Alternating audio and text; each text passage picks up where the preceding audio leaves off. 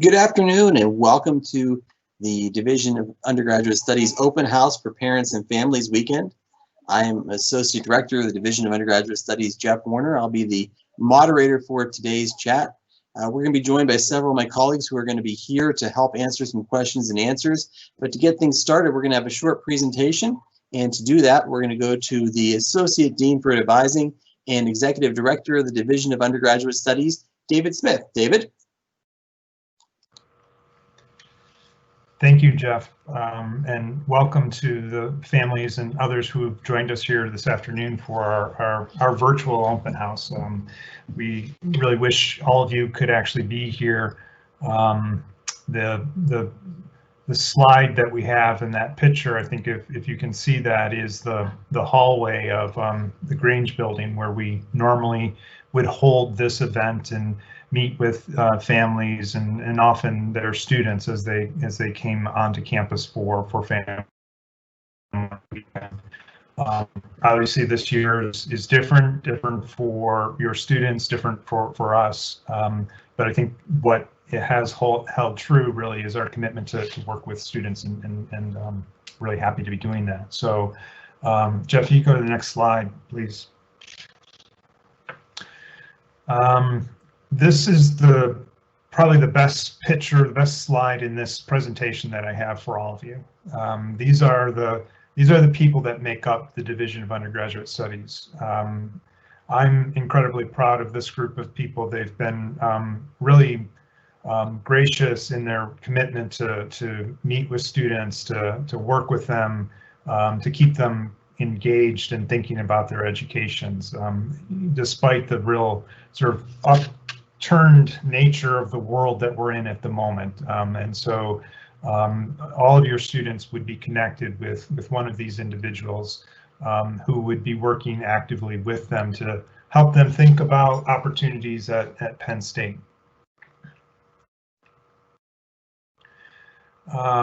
So academic advising is really the core of what the Division of Undergraduate Studies does. Right, we provide academic advising to approximately 3,700 students that call the Division of Undergraduate Studies their home. I think given the sort of current circumstances of a public health crisis, continuing challenges in communities around racial injustices, advising is really important, and I think as a university we're really fortunate that we have leadership that has really stayed true and committed to making sure that advising is a critical part of the student experience. Jeff, next slide please. And just as a warning, it sounds like the mail may be coming, so if my dog starts barking really loud, it's part of our new reality, I guess.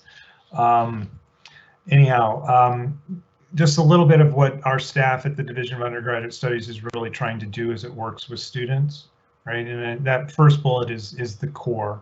We really want to build meaningful relationships with our students, so that students have somebody that really understands who they are, what their aspirations are, what their fears are, and really able to help them navigate the many opportunities that exist here at Penn State. We really want to give space for students to express their own identities, their voices. I think that higher education is really about bringing together many different voices, many different perspectives, engaging in conversation, engaging in research, and really finding new solutions, new ideas that will help advance our world. And so that's what advisors really do, right? They help students connect with the opportunities that resonate with them as individuals. As a unit, we also really are firmly committed to the idea that we want to have learning outcomes. Advising is there for a reason. It's not just to pick classes per se, but it's really to engage students in meaningful conversations that help them grow as individuals. So we're really trying to see and understand how that work contributes to the educational mission of the institution. We're also a unit that is really heavily involved in looking at data as a way to help students and to really bring on board new technologies at Penn State that help keep students connected. And I'll talk a little bit more about that in a few minutes. And then just really trying to promote a learning environment where all students can learn. So the next slide, please. This is a lot of text here, but it really is there to help underscore what I certainly see in my role as the Associate Dean for Advising as critical, right? And particularly at the Division of Undergraduate Studies, where students are arriving in a state of exploration, right? They're here to explore, they're here to try to decide on what they really want to do. And this is something that I think we try to communicate a lot to students, is that, you know, employers are not hiring majors, right? They're hiring individuals, they're hiring people, they're hiring educated individuals, people who can think, who can solve problems, who can be part of teams. And so really what we're doing through advising is encouraging students to be active in that, right? To be involved, to find opportunities, to think about why they're taking this class and the next one, and how they're sort of putting together a meaningful pathway for themselves at the university. We do that with some really specific things. Exploration is really the core of what we do. We're really challenging students to think about the opportunities that are out there, to try those things, to learn, and to engage. So as students work with advisors at the Division of Undergraduate Studies, we're really trying to work them through those three distinct parts of this process, of the exploratory process. And so, you know, you can go to that website on our page and really see the ways that, you know, we're encouraging that exploration. Next slide, please. So Penn State as an institution, I think, is a really unique place in the sense that our work in academic advising is actually embedded in the faculty senate policy, right? So the policies that shape the learning environment at Penn State really is where academic advising is placed. This is not true at all institutions, and certainly at Penn State, having advising squarely within the educational and teaching mission of the institution, I think really underscores the ways that, again, that we're really trying to actively engage students in a conversation, in a dialogue about who they are as a person and how they're really taking advantage of the learning opportunities at Penn State. Some resources just to think about and to be aware of. You know, the main DUS website, dus.psu.edu, will get you to really many of the valuable resources that we use within the Division of Undergraduate Studies and that we promote amongst students for their exploration. The success site has a lot of really useful information about success and learning and strategies for learning. You know, students who start in DUS unfortunately don't finish in DUS, right? They leave us, they transition to another spot, another college where they will graduate. And so just so folks know, you know, sort of where those advising centers reside across the university, because along the way your students will transition to a college where they will land in a major and continue their success at Penn State.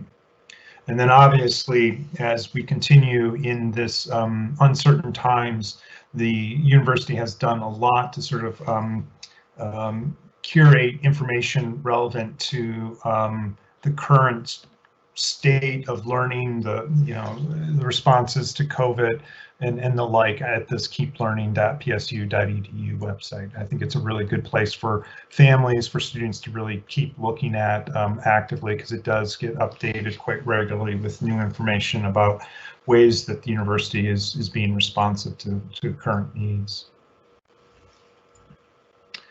As I mentioned earlier, one of the things that we do here at the Division of Undergraduate Studies is really rely on technology. And one of the things that DUS has been responsible for the last several years is Starfish.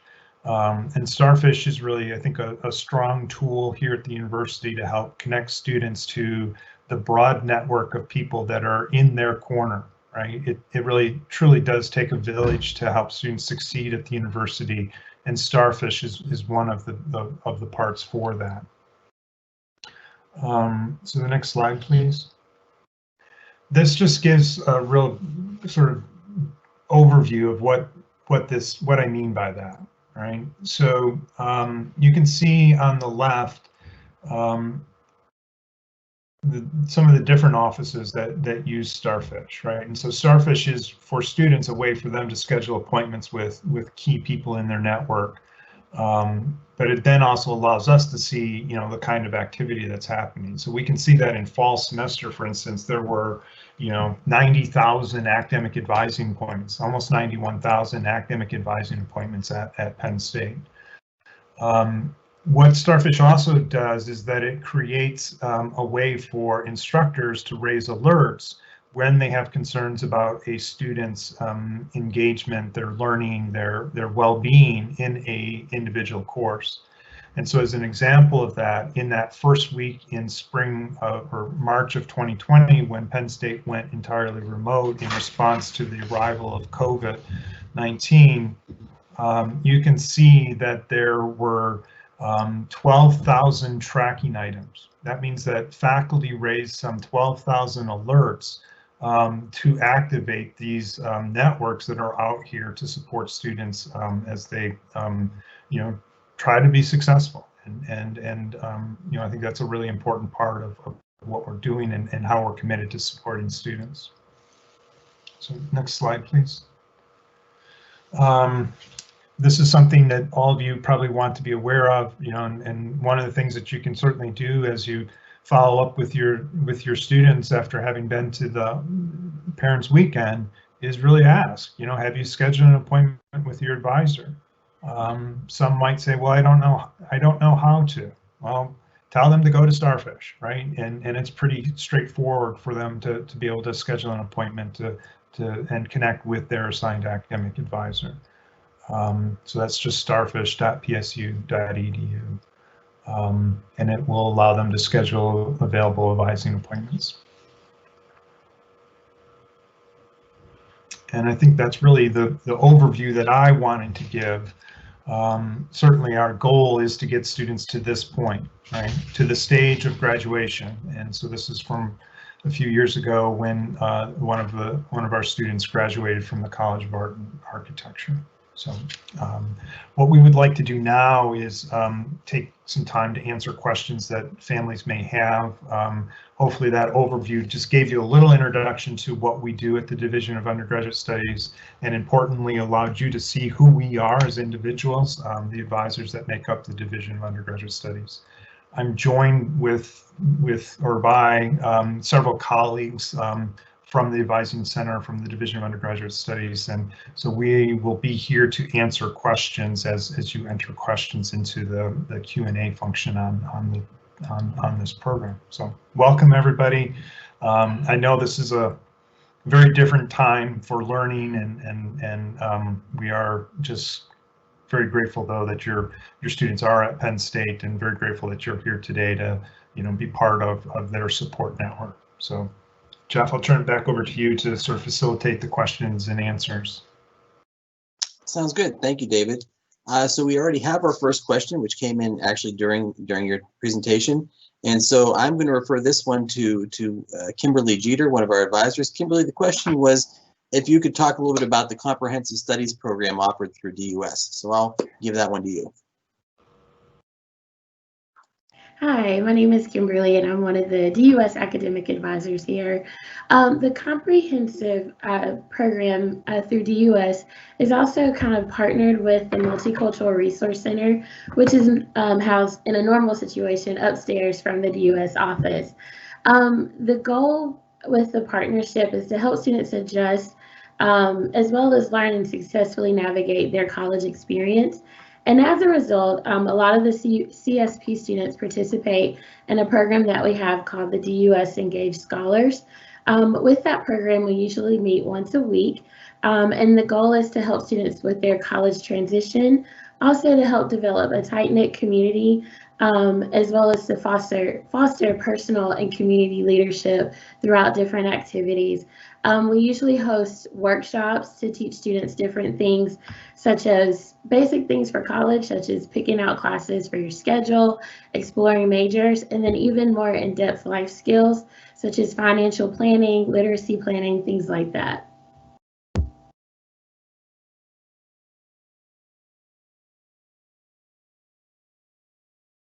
Great, thank you very much, Kimberly, for that.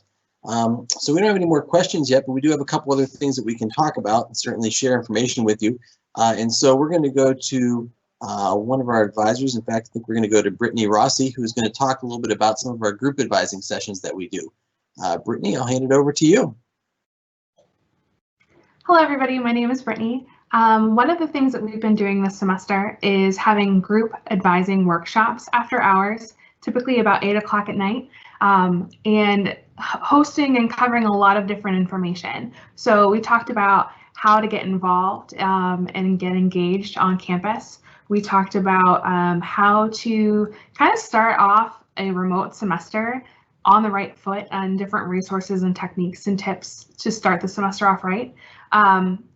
Upcoming on Tuesday is a workshop about SMEAL and their entrance to major requirements. So if your student is interested in business in some way, shape, or form, that might be a really great way to kind of learn and explore about the different majors, entrance to major requirements, those types of things. And that information can be found on our website and has also been sent out by their advisor. And then finally, we have a major exploration workshop coming in the middle of October, where we will sit down and really talk about different exploration techniques and tips in a larger group setting, as opposed to just sitting into an advising appointment. And once students do those exercises, they can go and meet with their advisor and talk more concretely about what they've done. There's a little bit of homework involved with that. So just to let you know about the different opportunities that are available, and those are the main topics this semester that we're covering.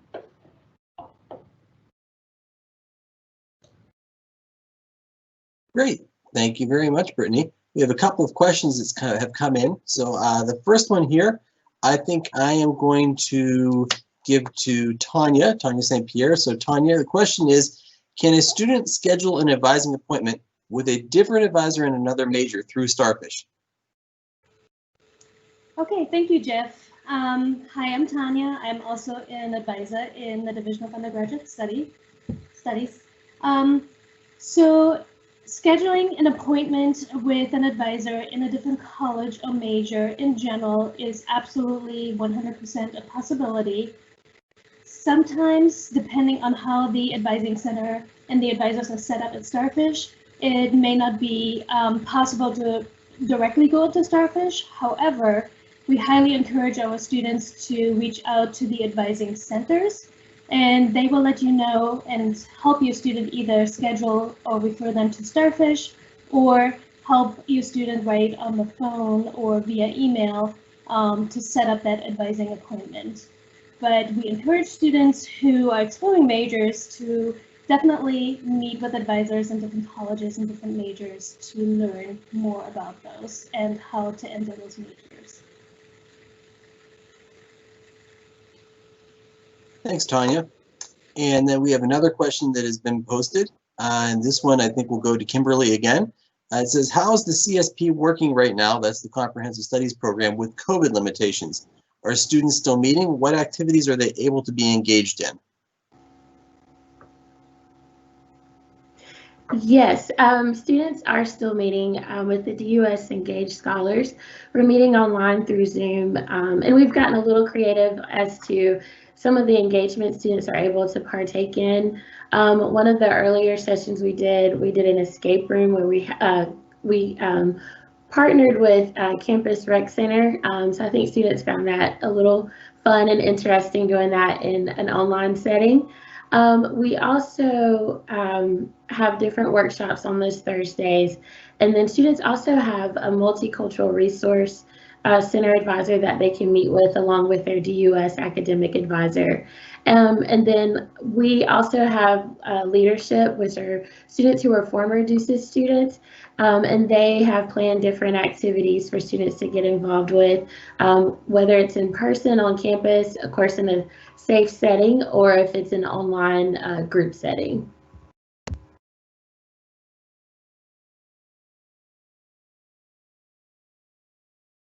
Thank you very much, Kimberly. And so it looks like Brittany, we got another question here about your earlier comments, and it's related to what organization were you speaking about, which this is just our group advising sessions. That's open to any DUS students. But the question that I'll give you, Brittany, would be how do students get involved in the October exploration event? So for the October exploration and on Tuesday's SMEAL entrance to major requirements event, they can register online through Zoom. And I believe I just made an announcement in the Q&A that everyone can see, I hope. If not, let me know. But that's the link where students can actually register online, and it will give them a Zoom link to actually join that session.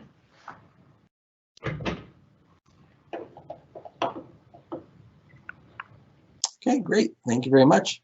Let me go back in and see if we have any more questions right now. At the moment, we do not have any more.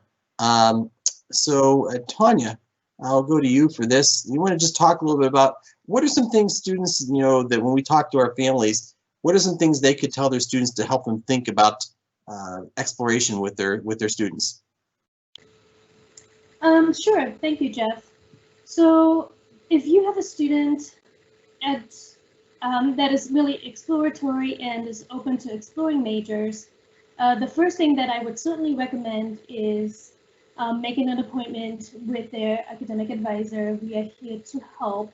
And so I'll give you a little bit of an insight how we sometimes work with students. So we have some online tools, some self-assessment tools on our website that your students can also already explore there. And we ask some questions about really what is important to them. Who do they want to be? What skills do they would like to acquire? What are they passionate about? Do they, you know, how do they want to make a change in this society? We also talk a little bit about students and what they think or perceive their strengths to be, right? And do they want to build on those? So those are all some questions that we ask students. Sometimes we get answers from students that are sort of very general, such as I would like to help people. We really try to help them think through what that means to them, right? So if you think about helping people, helping professions, do you want to work with people one-on-one? Do you want to teach children in larger groups? So really trying to figure out what that means to your individual student. So for us, there's never sort of an easy, quick answer to that. We really work with students one-on-one, really helping them explore and look into what is important to them and who they would like to become through their education.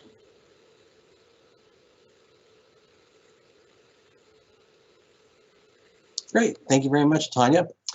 So we have another question that just came in. I'm actually going to have Dr. Smith answer this one. So David, the question is the second semester going to be in person or virtual? Thank you, Jeff. So what I would, right now, the question really is around safety, right? And safety is the really critical and driving factor.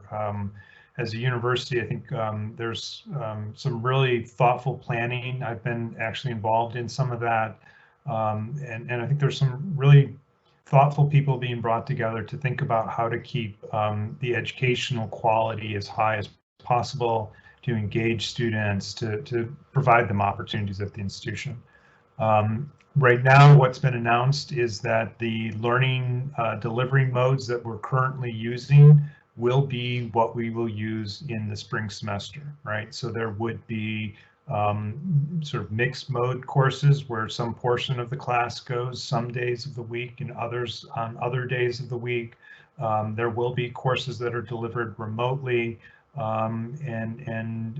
this will continue, right? The major issue is the ability to keep social distancing in place, and that affects the size of classes as to how many students you can have in a classroom. But there is a commitment that the university will continue to deliver courses in mixed mode, meaning some in-person piece along with some remote delivery. Obviously, we don't know what could happen any day, right? So the university certainly is planning to continue, right? And as we continue now, November 20th is when we are scheduled to go remote, just before the Thanksgiving holiday. But if conditions were such that the state made a decision, it may be out of Penn State's hands in that regard. But to answer the question directly, at the moment, there are certainly plans for there to be both in-person and remote delivery of courses in the spring semester.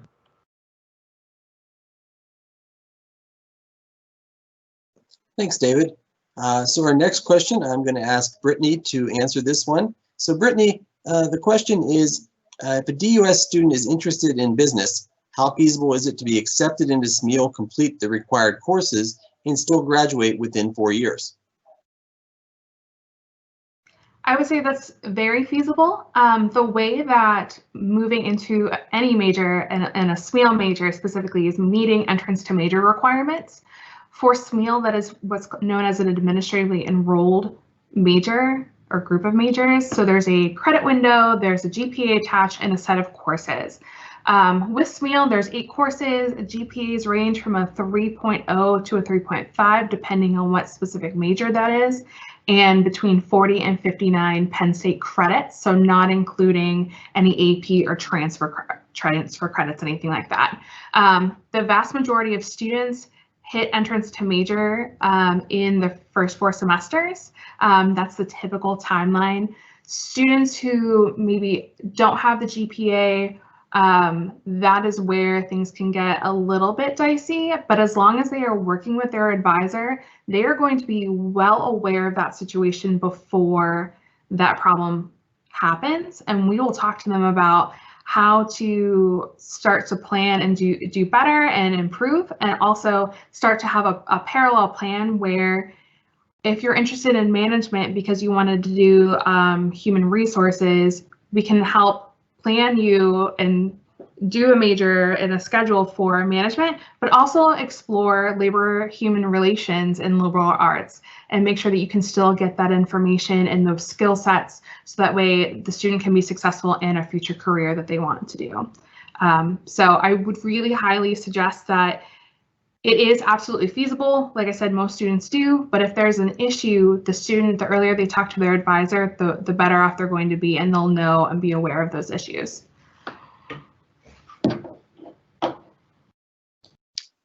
Thanks, Brittany. I'll address our next question to Kimberly to answer. So Kimberly, what if a student has no idea what they want to major in? Perhaps their strengths or interests don't really translate well to a career focus. So as we are looking at majors with students, a lot of employers now are not just looking specifically just at a major, but as students are going through their undergraduate experience, we encourage them to do different internships, get a job over the summer, just to really kind of explore and see if there's a way to align your interest and skill set to maybe a career you might not have even thought about.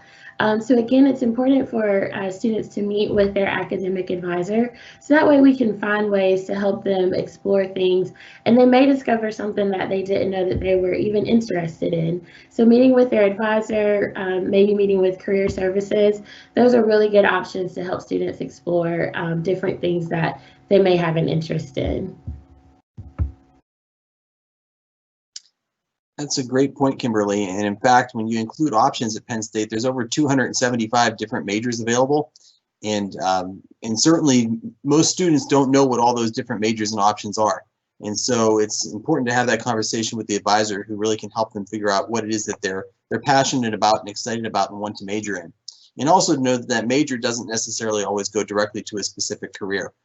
Many of our students will major in something like Kimberly said and use those transferable skills to do something else. Let's see if there's any other questions right now. I don't see any at the moment. David, do you have any other words or anything you'd like to add right now? Thank you, Jeff. Sure. So it's, it's been a difficult 6 months, and I think everybody recognizes that. I think among the things that we're hearing from students, certainly, some sense of isolation. There's less things on campus sometimes for them to be doing. Group sizes are limited because of the public health concerns. And I just would underscore that despite those challenges, despite those realities of college looking really different in the moment, there are very good opportunities to learn, to develop skills, to be resilient, to be able to, find a new norm for oneself, right?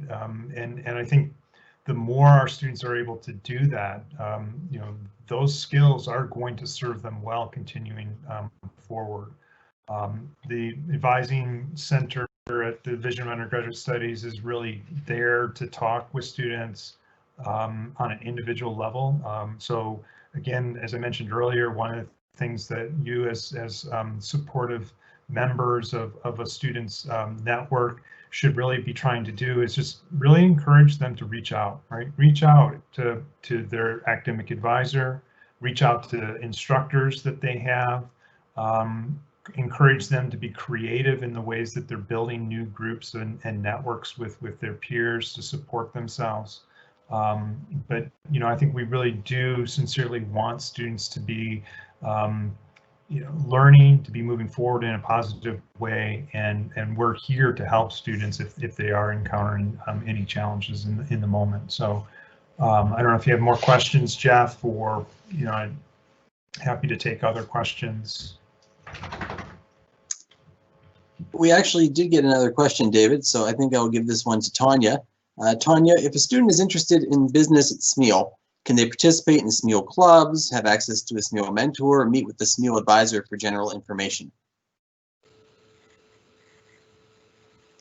Yes, that's a really good question, Jeff. DUS students are indeed able to join SMEAL student organizations and clubs. As a matter of fact, student organizations are open to any student at the university. And as a matter of fact, we really encourage that, because sometimes even if a student knows that they would like to enter SMEAL, they're not quite sure which major, and so this is a really good way of exploring the different majors within SMEAL, in the SMEAL College of Business. And so we really encourage that for our students.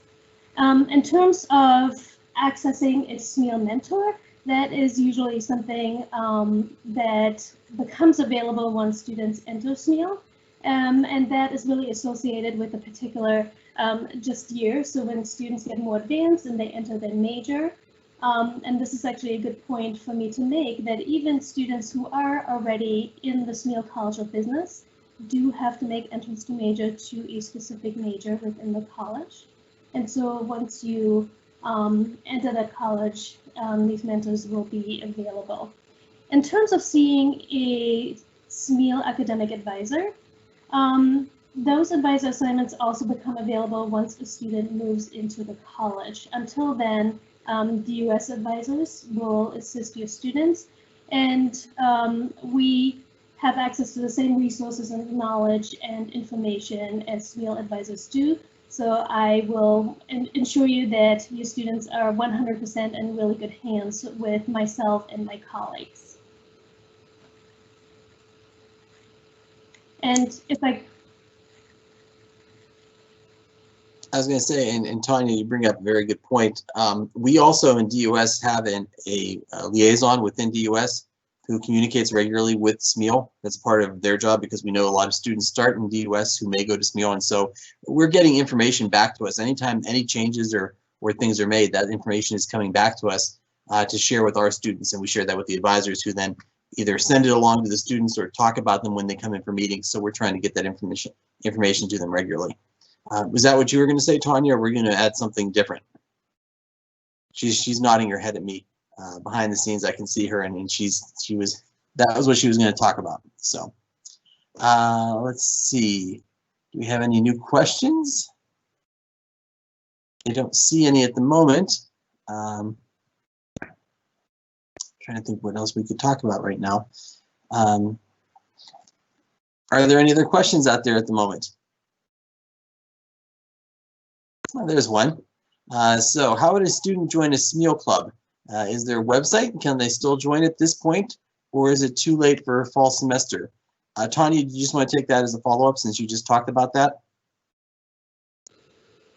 Yes, absolutely. Thank you, Jeff. Yes, students can still join a SMEAL club or student organization. We have online at PSU Clubs and Orgs. So if you just Google that, you will get to our centralized website. However, you can also directly go to the SMEAL website and just Google PSU SMEAL student organizations, and you will also get there. And so either way will work for your students. They can join. Currently, I'm assuming most organizations are meeting virtually. But Brittany and I just had a group advising session on how to get involved on campus. And we're really stressing to students that even though, we don't get to choose this semester how we're meeting, that this is still a really, really great opportunity to meet with students who also have interests that your student has, and to make those connections for when we're back in person. And who's not to say that your student cannot meet up with somebody in a very safe way on campus to discuss those interests as well. So again, we highly encourage your students to make use of those opportunities.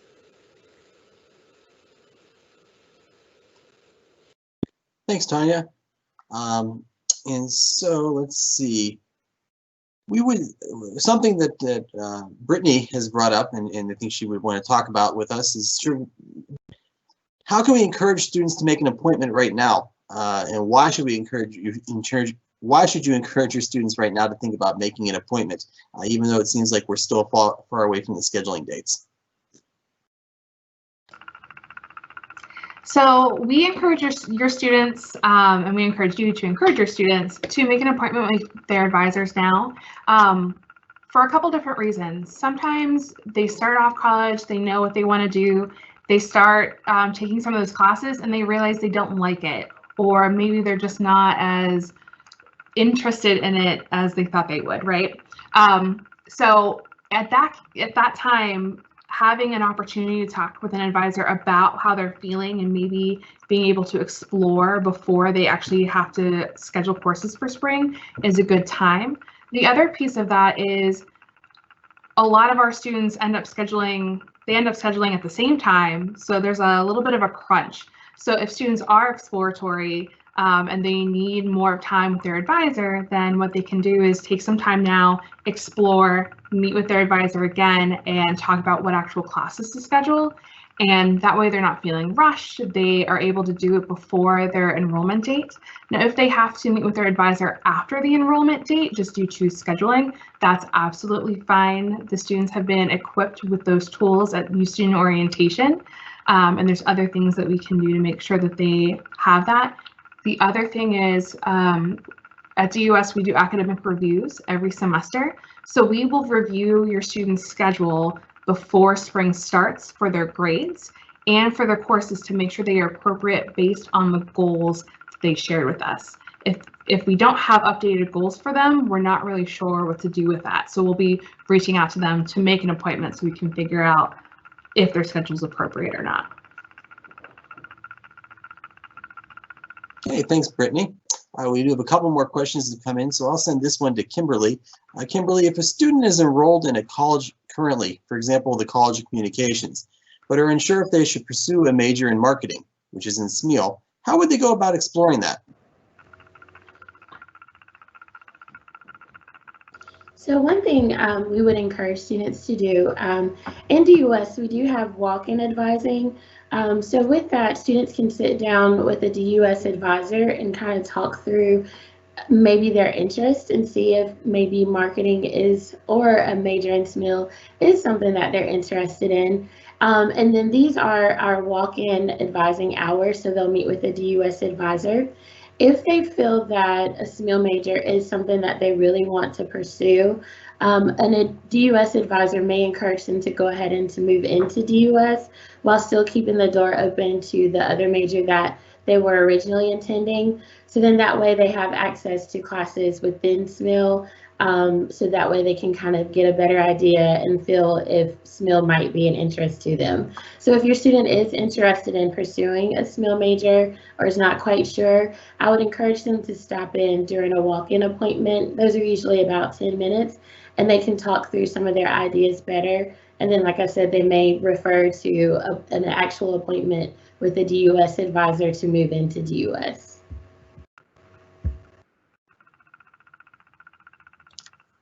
Thank you very much, Kimberly. Next question which came in is, how long do students have to pick a major until they can no longer be in the Division of Undergraduate Studies? So students generally pick their major and select their major by the time they're completed with their 4th semester at Penn State. The way that we work in DUS is a student, in most cases, if they start in DUS, could be with DUS for up to their first 2 years before they declare a major.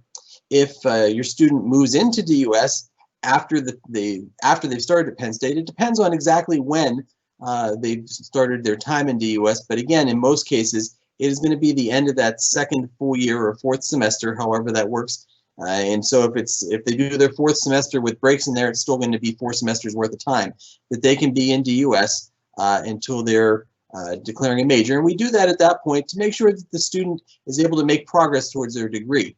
In most cases, if they have not declared a major by the time that they have completed 4 semesters, it's going to become a lot more difficult for them to complete that major in the allotted amount of time, whether it's a 4-year major or one of the few majors at Penn State that takes 5 years. We want to make sure that they're able to complete that in the appropriate amount of time. So in most cases, the maximum amount of time that a student can be in DUS is 2 years. However, in some cases, if they've decided their major before that, and there are no restrictions on that major, they may actually be able to move into that major as soon as that 1st year is completed, and they've completed more than 29 credits at Penn State. They can move into that major. And so that's sort of how that works. I'm going to give the next question, I think, to Tanya. Tanya, can you tell us a little bit about the suggested academic plan for 1st-year DUS students? What electives or courses do DUS students typically take?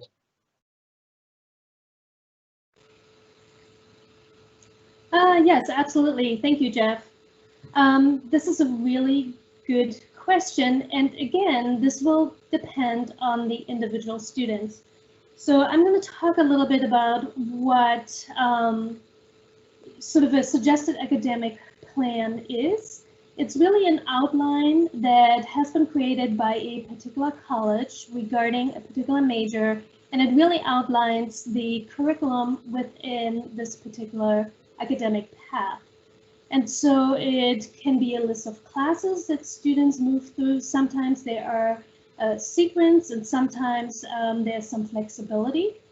And again, depending on what your student is interested in, your student's academic advisor will really help the student figure out how to put together a 1st, 2nd, 3rd, and even a 4th semester schedule with your particular student. Because what is really important to us is that your student still makes academic progress and adequate progress toward graduation.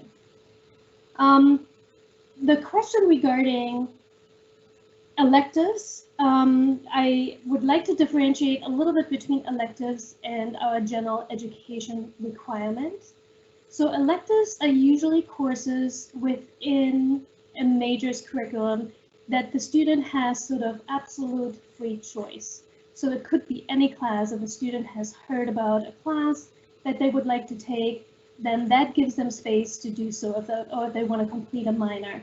Now, electives, usually in a student's academic plan, are just a few classes.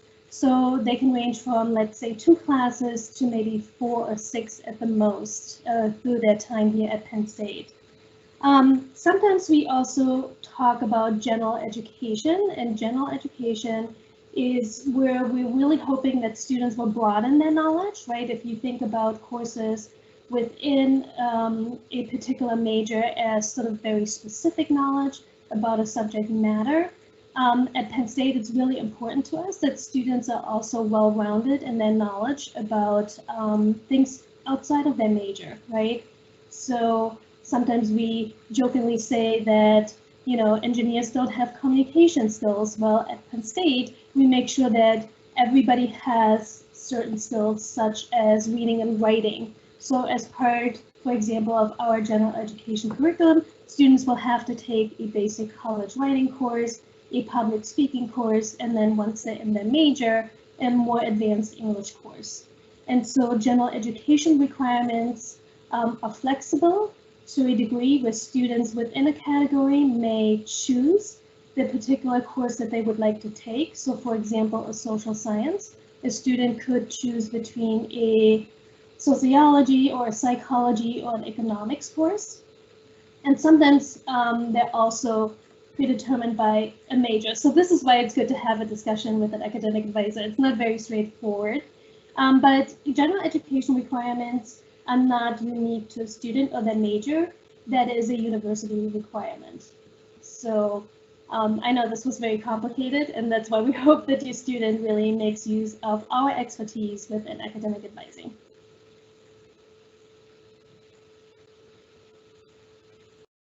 Great. Thank you very much, Tanya.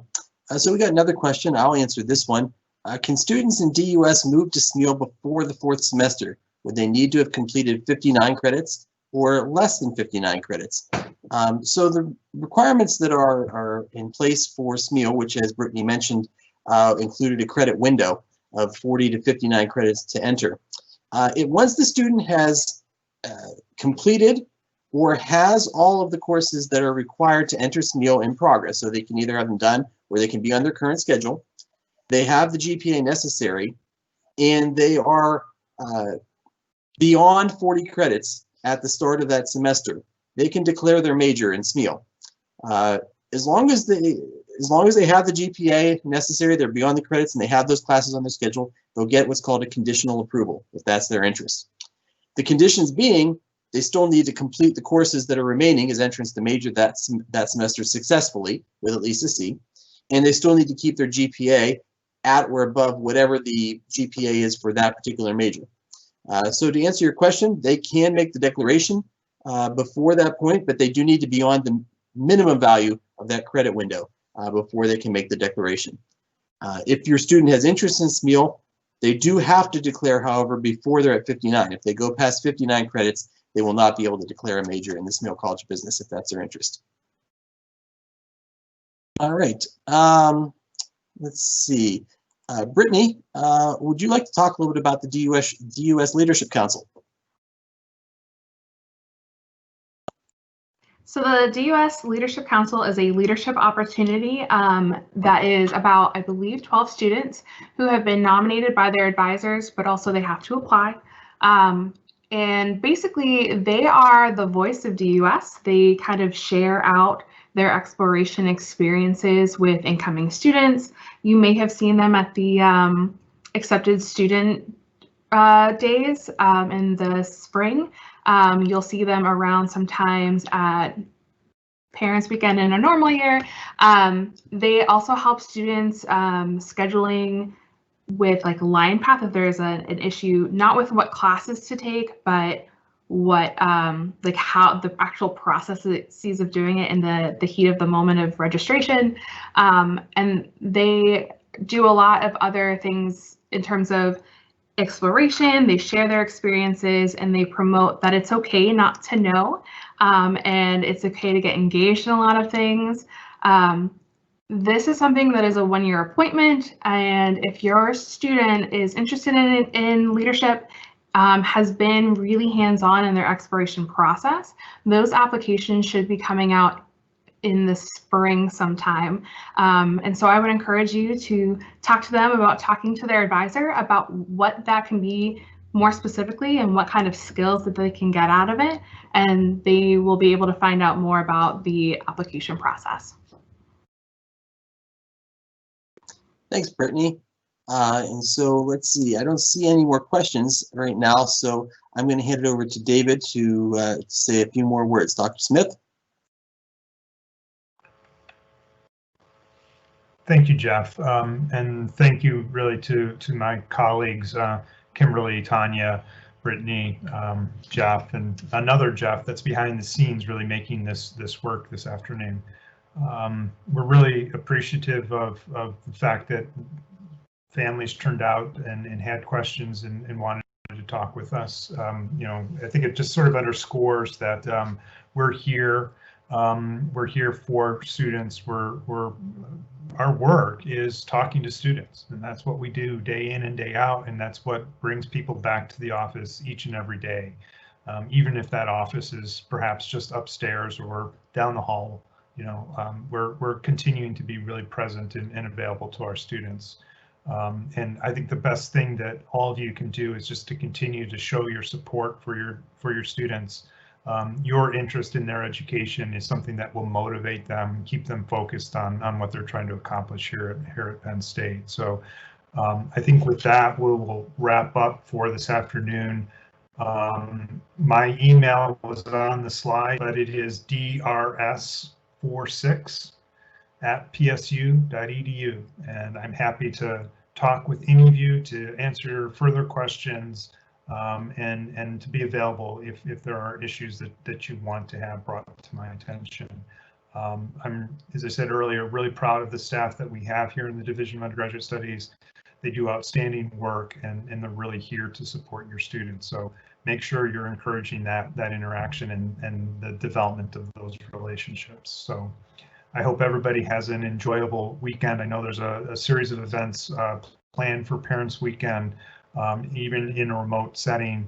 And again, on Sunday afternoon, there is a virtual town hall that's being hosted by the president and the provost. So again, thank you to all of you for coming out this afternoon and joining us. I hope everybody has a really nice weekend.